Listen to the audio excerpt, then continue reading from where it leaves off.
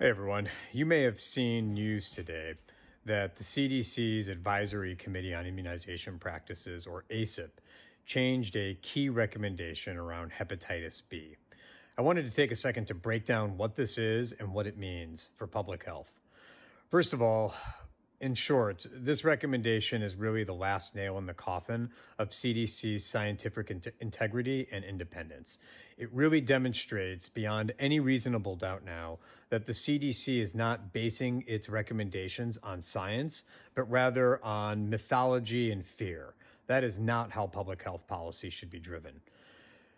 What does this recommendation mean? Well, it used to be the case since 1991 that babies, as soon as they were born, within 24 hours, would get their first dose of a vaccine for hepatitis B. Why is that important? Well, a lot of times, even if we test the mother, the mother might test falsely negative, and we don't want the baby to get hepatitis B because it can be devastating later on. Even if the mother doesn't have it, the baby could potentially get hepatitis B from family members, something as simple as just saliva. So having that first dose of the vaccine on board provides lifelong protection.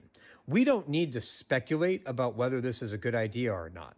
In 1991, the year the recommendation changed, there were 18,000 cases of hepatitis B through this mechanism.